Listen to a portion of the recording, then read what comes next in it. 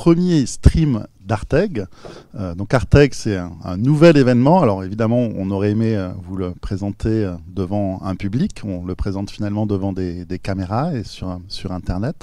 C'est enregistré. Vous pourrez le revoir ensuite sur le site web de Arteg. Juste pour vous expliquer un peu l'esprit et aussi qu'est-ce que ça veut dire Arteg, parce que peut-être que tout le monde ne parle pas occitan ici. Ça veut dire marcher vite. Voilà, nous, on a conçu cet événement comme quelque chose qui pourrait accélérer ce qu'on appelle les industries culturelles et créatives qui, à Montpellier, sont extrêmement actives. Et l'idée, c'est d'aller voir des gens qui font des choses dans le domaine de la création, donc sur des choses aussi diverses que le film d'animation, le jeu vidéo, la 3D qui reprend ces deux items précédents, le cinéma, les séries, la bande dessinée, l'illustration, voilà, c'est très large et on pense que il peut être intéressant de créer un événement qui font que tous ces gens-là se rencontrent dans le but de créer. Voilà. Juste aussi pour vous dire que Arteg, c'est un événement qui a été conçu par Laurent Michaud et Suzy Wilson et moi-même, que c'est l'ESMA qui nous accueille dans ce magnifique studio, qui participe également, bien sûr, à l'événement avec nous. Et aussi, c'est un événement qui est fait avec le soutien de la métropole de Montpellier, que nous remercions ici. Pour commencer, je vais peut-être vous présenter nos invités. Donc, ils sont deux. Notre première invitée, c'est Candice. Candice, je te présente en 2 mots, si tu le permets. Avec plaisir. Donc, tu es comédienne de voix off depuis plus de 15 ans. Donc, tu as déjà une belle expérience. Tu utilises ta voix dans le doublage, le jeu vidéo, le livre audio jeunesse ou encore des documentaires. Tu colores ta voix en fait pour transmettre l'univers des marques à la télé, donc de la publicité, la radio, le podcast. Et tu as notamment collaboré avec la chaîne W9, le site Spotify des marques comme Kenzo, une radio, WeFM, des événements comme le Rallye des Gazelles ou encore récemment Ubisoft, donc qui est un acteur important du jeu vidéo. Donc quelque part, si on devait prendre une personne qui peut-être touche à un peu tout dans les industries culturelles et créatives, c'est toi en fait. Oui, je m'amuse dans tout ce domaine-là, qui représente finalement plein d'industries créatives différentes, parce qu'il y a la publicité, mais il y a les films d'animation, le doublage, on a parlé du jeu vidéo avec Ubisoft, et il y a d'autres aussi créateurs de jeux, ça émane de partout à Montpellier, et c'est super d'avoir tous ces talents ici, et moi je suis contente de pouvoir prêter ma voix à ces différents projets. Alors, tu es venu avec une petite démo qui est plus orientée pub, donc qui ne montre pas toute l'étendue de tes talents, mais quand même qui donne une idée de ta très très jolie voix. Merci. Candice Sansano, comédienne voix off. Le Californien revient avec un 13e album pop aérien et entraînant. Colors, le nouvel album de Beck, disponible dès maintenant. Le cercle Rings. Prenez garde à Samara. Le cercle Rings en DVD et Blu-ray.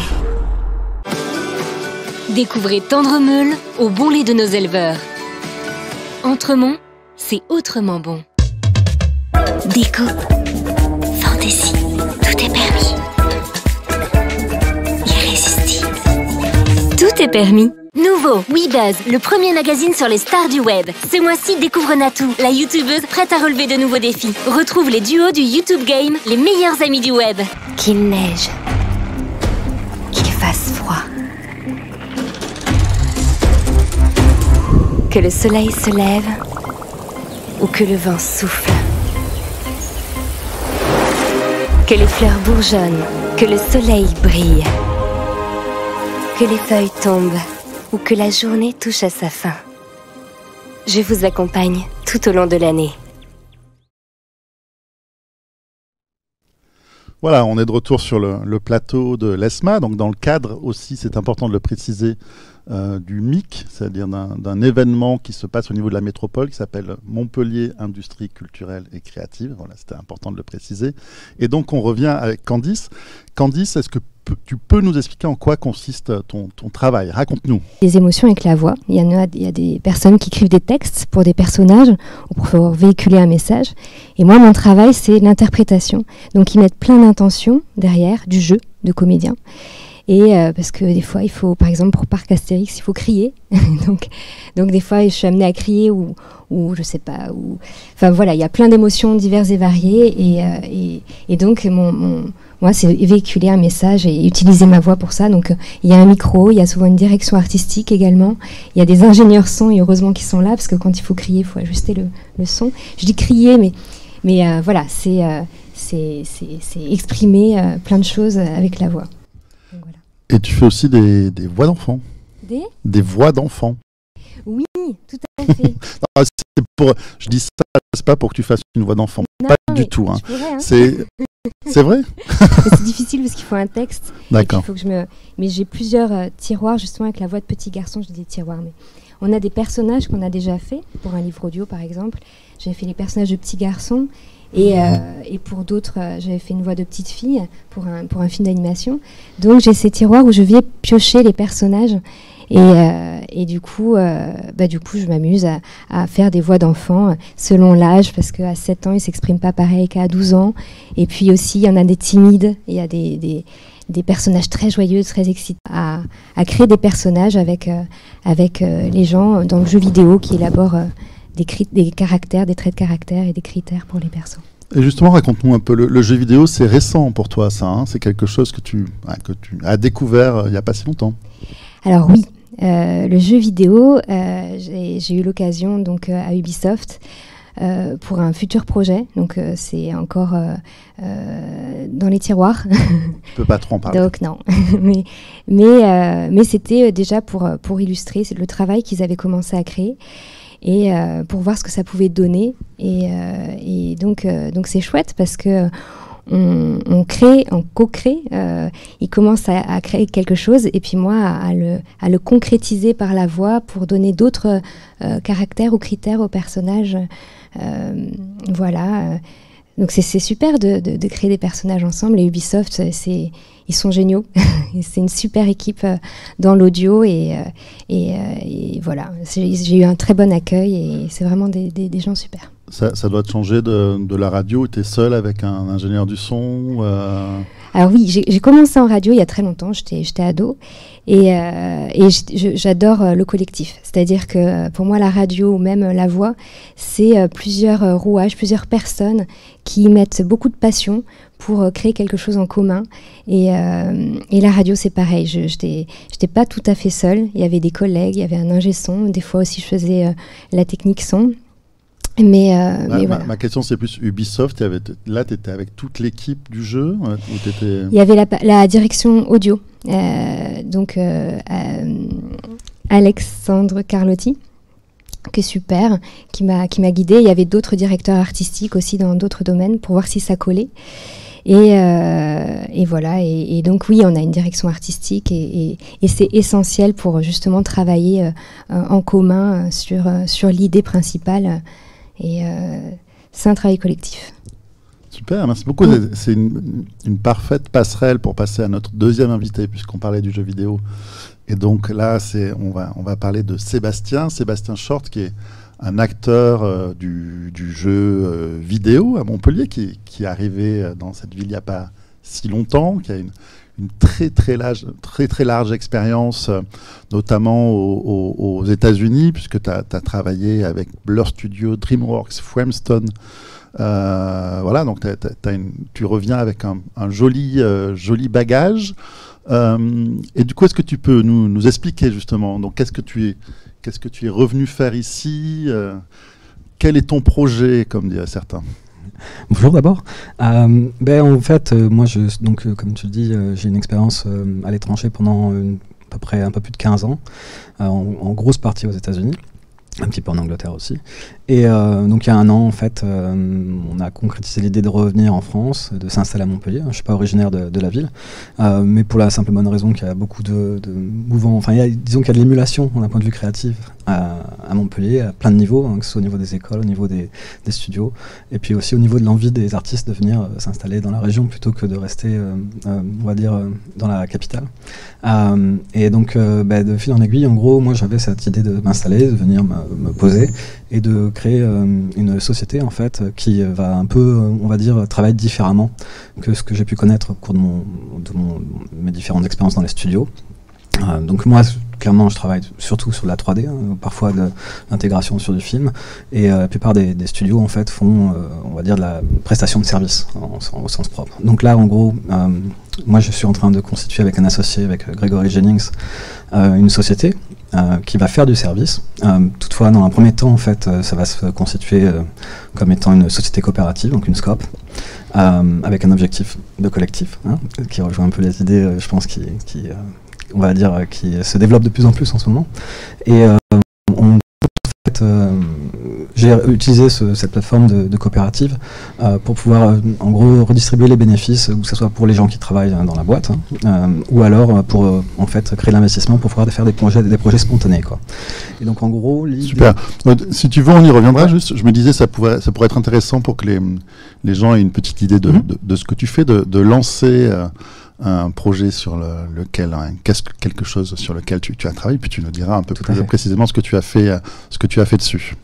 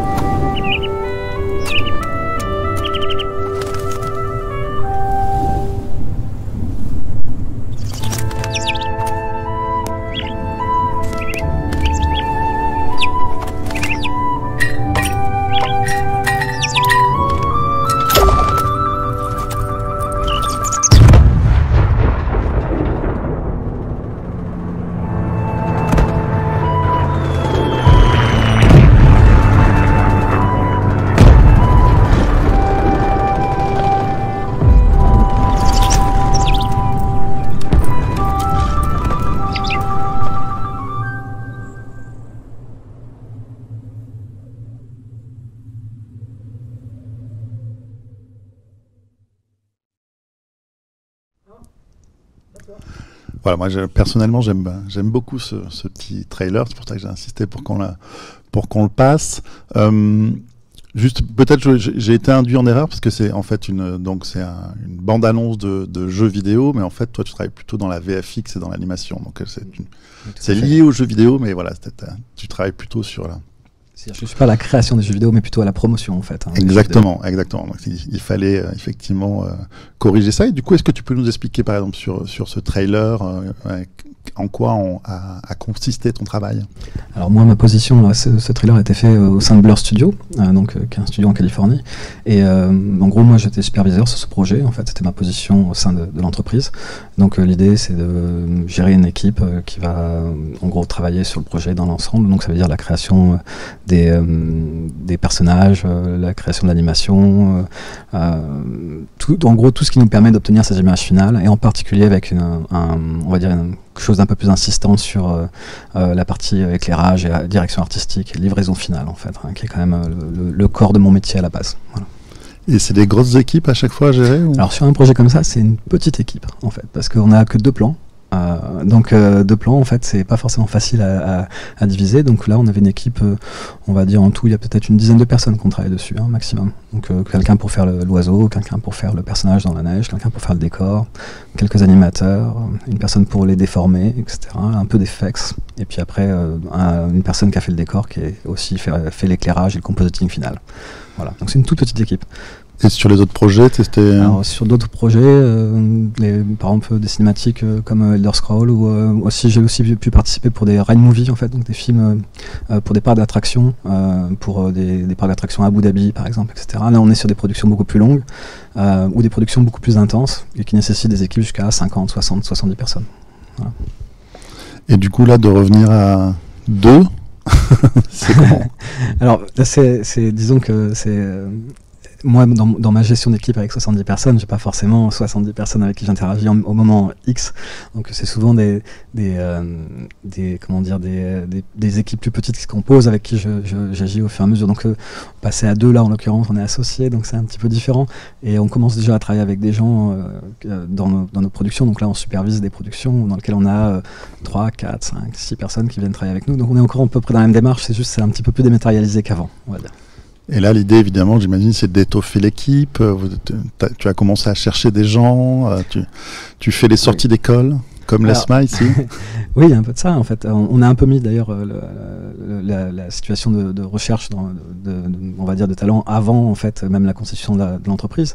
Parce que là, on est en train de travailler en freelance pour une boîte aux États-Unis. Donc, on est tout un groupe constitué de freelance qui travaillent sur un même projet qu'on est en train de livrer là, aujourd'hui ou demain.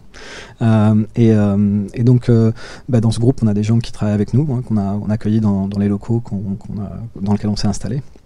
Et qu'on espère pouvoir conserver, et c'est plutôt bien parti. On devrait avoir en gros un groupe de 2 plus 3 dans un premier temps, puis avec un objectif de grossir à une vitesse, on va dire, maîtrisée. Voilà. Non, c'est super tout ça. Et en fait, vous vous êtes déjà vus tous les deux, c'est ça? Oui, je pense qu'on s'est croisés à Audio Workshop, dans lequel... voilà. Tout à fait. Oui, j'enregistre là-bas. Il y a eu du livre audio, il y a du doublage. J'enregistre régulièrement là-bas. On avait fait même les vœux pour les vœux 2020 pour Montpellier Méditerranée Métropole. Il y a des jolis projets qui se passent là-bas, donc ça ne m'étonne pas qu'on se soit croisés là-bas. Alors, la raison pour laquelle moi je suis à Audio Workshop, c'est que pour l'instant mes locaux sont au sein d'Audio Workshop. D'accord. En fait, on partage les mêmes locaux. En fait. Du coup, c'est aussi ça, il y a plein de petites connaissances qui se font à un moment, des connexions. Ouais. Sur des endroits, effectivement, Audio Workshop, une société assez récente de son qui s'est installée à Montpellier. Voilà, du coup, je vais en revenir maintenant peut-être, je vais en arriver plutôt à la thématique choisie par notre cher Laurent Michaud. Salut. Qui, en fait, voilà, la thématique, c'est l'individu dans le collectif. C'est pour ça, je ne sais pas si vous avez senti, mes questions étaient déjà un peu orientées. En fait, voilà, l'idée, c'est que donc les collaborations dans notre domaine, parfois, peuvent agréger énormément de personnes, et pourtant, il y a aussi des artistes, des créateurs, des métiers beaucoup plus, on va dire... spécifiques, exactement. spécialisés. Spécifique et spécialisé.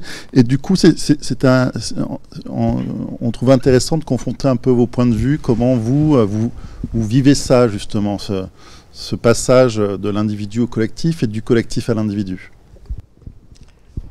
Question générale, très ouverte. Ok. C'est un petit peu particulier dans mon domaine, en fait, parce que... en gros, le monde de la 3D est quand même constitué de corps de métier je ne vais pas dire qu'on ont les mêmes formations, hein, mais qui ont, on va dire, tous le développement professionnel qui est attiré par une fibre artistique ou une envie technique, donc choses qui sont assez individuelles, qui génèrent parfois des égos. Et dans le milieu du travail, en gros, il y a ce passage où voilà, il faut travailler en équipe et mettre ça de côté. Moi, je trouve que c'est très bien, c'est un apprentissage qui est vraiment important, et en même temps, à mon sens, là, je vais vraiment le poser dans le contexte de ce que je vis. Et en même temps, je trouve que sur le long terme, en fait, il y a, je dirais pas un gâchis, mais il y a des envies individuelles, des pulsions créatives qui souvent, en fait, se retrouvent un peu aliénées par l'effet de groupe et l'effet d'entreprise. Donc, en l'occurrence, c'est un peu ce qui a généré, moi, mon envie de faire un projet collectif, en fait, pour pouvoir laisser de l'espace aux individus afin qu'ils puissent s'exprimer collectivement au sein d'une entreprise. En fait, ce qui n'est pas forcément le cas. Concrètement, ça va se passer comment, justement, et comment tu l'imagines? Alors, en gros, en fait, le principe de la SCOP, c'est de pouvoir intéresser les personnes en fait aux résultats. Le SCOP, c'est Société Coopérative, je précise. Voilà, Société Coopérative. Et le O étant ouvrière de production. Hein, après, donc voilà, ça date de longtemps. Mais cette structure en fait permet de pouvoir redistribuer les bénéfices en fait aux personnes qui travaillent, qu'elles soient associées ou pas. Et elle a obligation aussi de donner la possibilité d'être associée à n'importe qui travaille dans l'entreprise au bout d'un certain temps. Et donc ça permet d'avoir accès au vote, en fait, aux prises de décision, et en gros avoir une gouvernance en fait horizontale. Et pour toi, ça répond à une frustration que tu as pu avoir dans les grosses sociétés avant, c'est ça?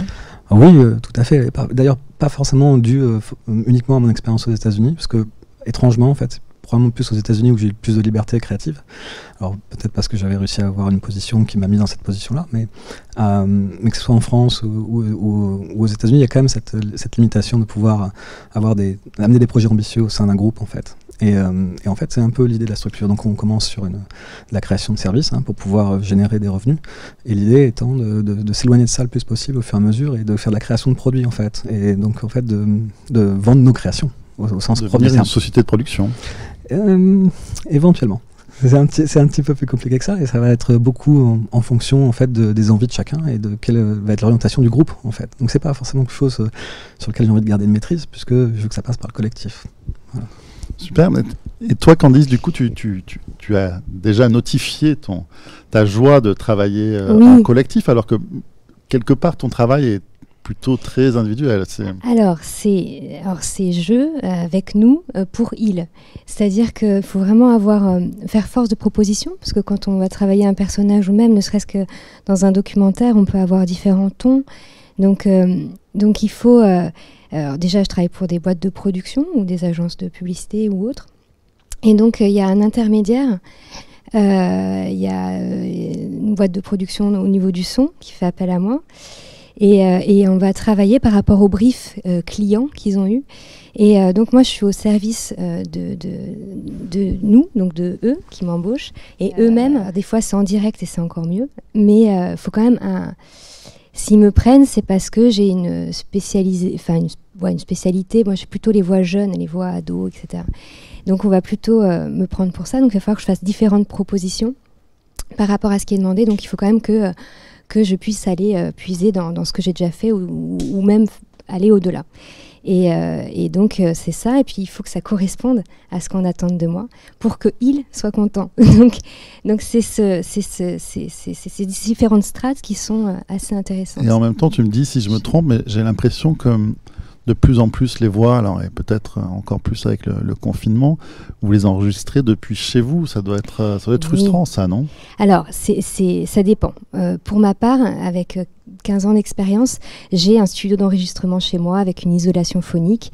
Et comme ça fait longtemps que je travaille avec certaines agences de pub à Paris, ils ont confiance et je sais à peu près où on va parce que je fais leur voix depuis un moment.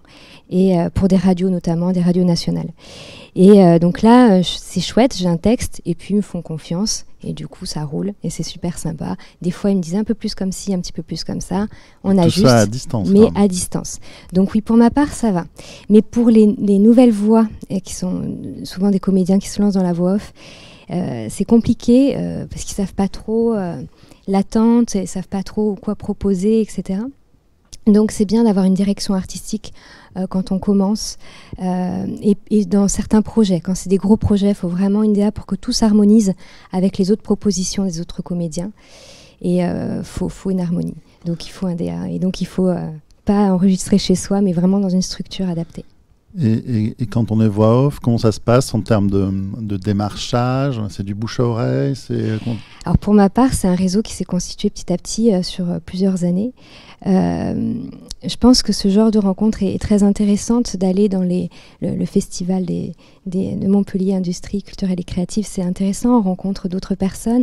J'avais notamment rencontré ici, quand je suis arrivée, Benjamin Dimanche, qui était président de l'association Push Start, si ça parle à quelques-uns, qui promeut le jeu vidéo et tous les acteurs autour du jeu de vidéo. Et c'était assez intéressant parce qu'il m'a donc présenté Michel Ancel à l'époque, donc qui crée les jeux pour Ubisoft. Et donc ça m'a permis de rencontrer des acteurs d'Ubisoft et de travailler ensuite avec leur direction audio et sur des projets. Donc c'est ces rencontres-là qui sont hyper intéressantes justement pour se constituer un réseau et aller vers des projets qu'on n'aurait pas eu sous la main. Bon, super, c'est allé très vite, hein, c'est 25 minutes, ça passe très très vite. Du coup, nous, on vous donne rendez-vous dans 5 minutes. En tout cas, je remercie vraiment mes deux invités et on espère vous revoir bientôt avec des très très très beaux projets. On vous dit à 5 minutes donc pour nos spectateurs et à très bientôt pour nos invités. Merci beaucoup. Merci.